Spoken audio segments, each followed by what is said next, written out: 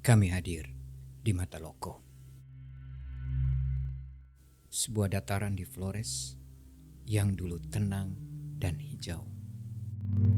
Kini tempat ini berubah menjadi kawasan panas bumi yang sempat disebut harapan baru. Namun ketika suara penolakan datang dari ladang dan gereja, proyek itu berhenti. Lubang-lubang pengoboran kini dipagari. Uap panas masih keluar, tapi manusia dilarang mendekat, apalagi mengambil gambar.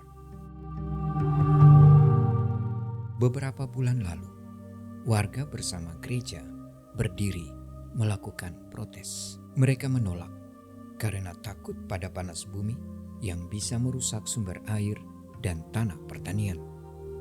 Proyek akhirnya dihentikan sementara. Tapi setelah itu, keadaan mulai berubah. Kompensasi dan janji kerja mulai ditawarkan, dan perlahan perlawanan kehilangan bentuk. Kini, warga terbagi. Ada yang masih bertanya tentang tanah dan air. Ada juga yang memilih diam, karena diam terasa lebih mudah. Di antara suara yang mulai diam, masih ada yang tetap mau bicara. Mereka yang memegang tanah bukan sebagai aset tapi sebagai warisan. Yang kami pikir bukan untuk hari ini, tapi bagaimana tanah ini akan berbicara di masa depan. Yang sekarang saja sudah seperti ini, apalagi ke depan.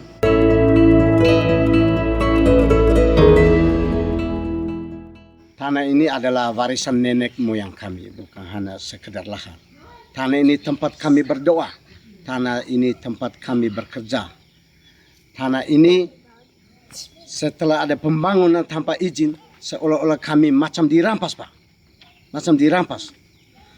Masyarakat di sekitar kami ini sangat-sangat kecewa karena rasa bahwa harga diri kami ini tidak ada dengan datangnya proyek tanpa prosedur. Ini bukan pembangunan, ini adalah perampasan.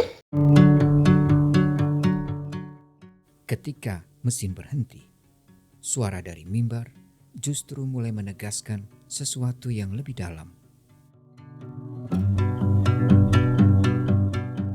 Mereka bilang energi hijau, tetapi kenapa tanah menjadi asing sekali untuk manusia? Tanah bukan ladang proyek, tetapi rumah untuk hidup. Dan rumah sekarang berdebu. Kenapa?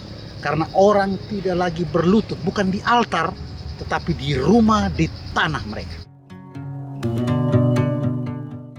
Iman tanpa keberpihakan hanya menjadi ritual di atas tanah yang luka. Setelah pagar berdiri dan mesin berhenti, Mataloko tampak tenang. Orang mulai menanam lagi. Anak-anak berlari di antara bekas galian, dan suara tentang penolakan pelan-pelan lenyap. Ketika diam bisa dibeli dan rasa bersalah dikubur bersama sisa tanah yang hangus. Tanah memang berhenti berguncang, tapi di dalamnya sesuatu masih mendidih, menunggu giliran untuk bicara. Di banyak tempat, alam menuntut dengan bencana.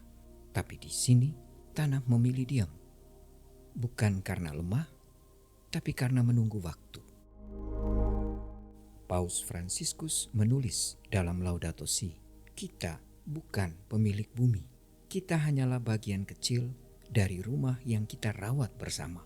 Mungkin Mataloko sedang mengingatkan kita bahwa diam bisa lebih lantang daripada teriakan, bahwa bumi tidak marah, ia hanya menunggu manusia belajar mendengarkan kembali. Dan di keheningan yang panjang itu, tanah seolah berbisik perlahan, seperti sedang belajar bicara sekali lagi. Hey you, I know this is the right way.